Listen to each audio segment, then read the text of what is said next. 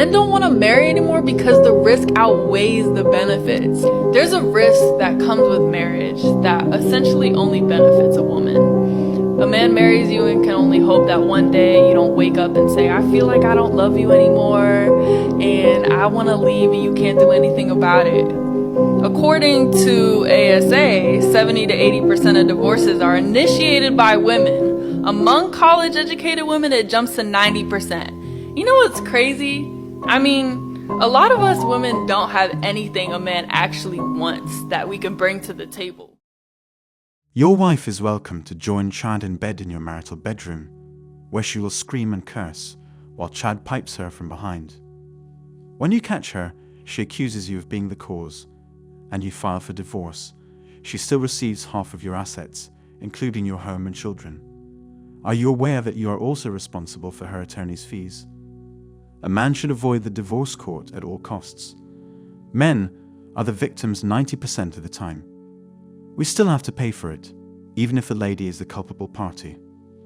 These women are usually independent before they are married, but after a divorce occurs, they change and become needy for the man's money. These women need to follow through with their convictions. If you marry a hairdresser and she files for divorce, you will still be responsible for paying for her billionaire lifestyle, since you created her that way, in case you don't know how divorce works. We shouldn't marry lower since it might be used against us. It's dangerous to marry up too. Even if you don't lose any money, you'll certainly lose your children. It's absurd. Women can marry a man, leave him for any reason she wants even after cheating on him, and still take half the assets and be awarded with an allowance from her ex-husband in perpetuity. It's not only outrageously unjust, but it also purposefully disincentivizes marital fidelity while incentivizing disloyalty and infidelity in divorce. There are many reforms that should be enacted to stop the bleeding. The alimony system, for one thing, has to be drastically changed. Most alimony laws were created under the assumption that most women would be housewives, and they would be stay-at-home moms, and most divorces would be initiated by men who are the sole breadwinners in the family. Guy pulls up to his Bumble date, leaves immediately and unmatches after being catfished. Her profile only had selfies. I was supposed to have a first date tonight, and he just unmatched me on Bumble, so I guess we're not going to get drinks anymore. But I thought I would show you guys my outfit, so somebody saw it. So the guy obviously pulled up to the date and felt deceived. He didn't like what he saw, and if women are allowed to have height standards for men, then guys are allowed to have weight standards for women. If I were her, I probably would have put a full body pic on the Bumble app to avoid this exact situation in the future. 63% of youth suicides are from single mother homes. 90% of homelessness and runaway children are from single mother homes. You can't put that on the mother. 85% of children who show behavioral disorders are from single mother homes. 80% of rapists with anger problems are from single mother homes. 71% of high school dropouts are from single mother homes. 70% of youths in operated institutions are from single mother homes. 80% of all the youths that are in prison are from single mother homes. This shows that boys and girls need both their mother and their father. And I will tell you, as a father, I know from raising my son that he needs both me and his mother in his life. I'm 33 years old, don't like hookups, I'm seeking for a nice guy, love to travel, and have 2 children. Do those words ring a bell? I've seen them so frequently on dating websites and apps that my eyes could start to swell at any second. As I usually say, Lund mothers top my list of warning signs. How did she spend her 20s? What led to her divorce and why? She wants what from you? I'll reveal single mothers' motives and explain why you should steer clear of them at all costs.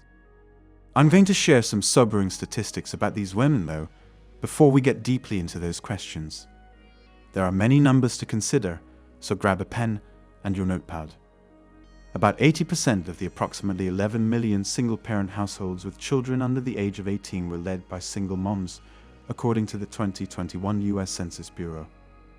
Single moms are more likely to be impoverished, 23%, unemployed, 29%, and food insecure, 28%. 52% of these single moms remained alone their whole lives, 29% divorced, and 18% were widowed. Crazy. Do I really need to mention that a staggering 70% of offenders come from households with only one mother. That's that about the statistics on single mothers. So back to the questions. First question, what was she doing in her 20s? 52% of these single mothers, as I already stated, are unmarried. I'm asking you guys this. What were you doing then? I will respond to it for you. What happens in Dubai stays in Dubai. You were sleeping around with Chad, having one-night stands with Sam and Fred, going out to clubs with Max, traveling with Joe, yada, yada, yada. Eventually, you got pregnant, but couldn't identify the father because there were so many men in your head it could have been the father. Chad refused to accept blame when you tried to blame him for the pregnancy. You were forced to raise the child by yourself. Guys, this is the story of an average single mother that never got married. This brings us to the second question. What led to her divorce and why? This question has a rather apparent answer. She wrote Chad an email since she couldn't forget what sex with him was like. And when he replied, bang. The next thing you know, your 6-month-old baby is sobbing in his crib while Chad is lying nude on your bed next to your naked wife. You catch her in the act, you file for divorce, the judge rules in her favor, you pay child support to her, and she also takes your kid and half of your assets with her. This reminds me of a time when I was in a coffee shop. These 3 women were laughing and encouraging their friend to leave her husband, lie that he had harassed her, steal half of his property as well as his kids. She was driven to the coffee shop by her husband, just so you know. This frequently occurs on social media. Women applaud this behavior. They say they're chasing the bag. It's not safe out here for someone that wants kids nowadays, because they may always demand more from the child's father. This explains why 77% of single moms are not poor. The world's wealthiest women, like Jeff Bezos' ex-wife, acquired their money through a divorce. About the third question, what does she want from you? She wants you to feed her and her kids. She doesn't love you. This brings up the 23% of underprivileged single mothers. They're everywhere on dating apps, pleading with nice guys like you to take away their suffering. They plan on using you as their retirement strategy. As I always say, you're no hero, you're not Captain Save-A-Ho. You should always choose the finest lady to date as a man. After putting in a ton of effort, purchasing a home, making 6 figures, and succeeding in your fitness journey, you settle down with a woman who has a child who isn't yours. Never will your ancestors be pleased with you. The only reason an Asian woman would marry you is because of the prospect of a better life. You go find a wife in the Philippines or Thailand or wherever these places are that are overseas. They're just happy to be rescued from their poverty-stricken life of no opportunity. You may or may not be able to speak English properly. And if you want to call us uneducated and poor, that we will get any opportunity we can get just so we can get out of poverty. Men are supposed to be providers, so they are going to provide for their future partners and family. The bottom line is, we have what they are looking for. I don't understand where is the rage from these women coming from. Why are they even surprised their men leaving when they are the one who is causing it? What's wrong with these Western women? These men merely desire love and respect, which you Western women are unable to provide. These guys, these passport bros, go looking for love overseas. But if you're upset that they're happy and successful without you, I don't know what to call you. You start calling them predators, sex traffickers, and creeps since they're prospering without you. This is completely ludicrous and stinks of resentment and envy on the part of these Western women. A guy with a passport is a colonist, a racist, and an exploiter, but women with passports are cultured, intelligent, and bossy. Can you see this double standard? These Western women are attempting to frame these passport bros for a variety of reasons, including the fact that when they travel abroad, they lose access to free steak dinners at upscale restaurants and their better bucks backup plans for when they are 35, have 7 children, and are obese. In addition, they are irate that there won't be any low-value male to pass on and lead on to bolster their egos. The criticism of passport bros is amusing in my opinion. You have to literally type in passport bros to see any content about them.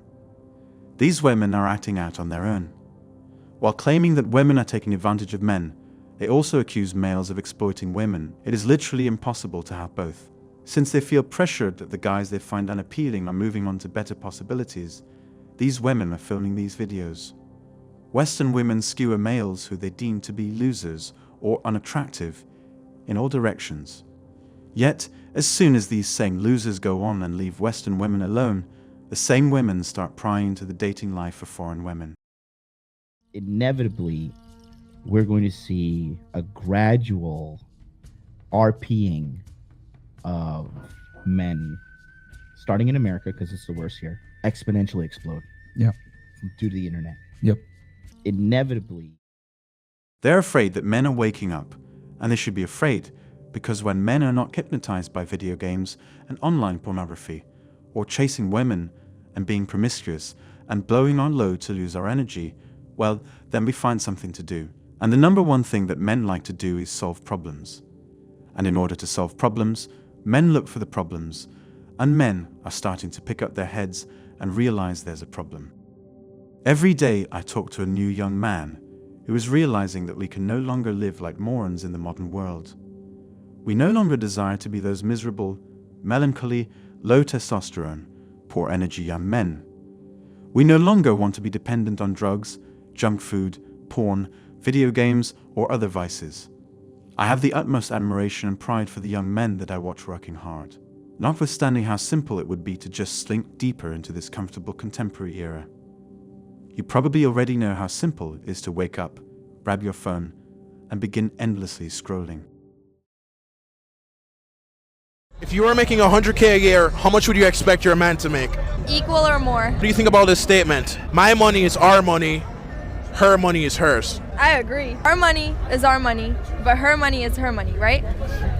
She's earning for herself. But like, oh fuck, no.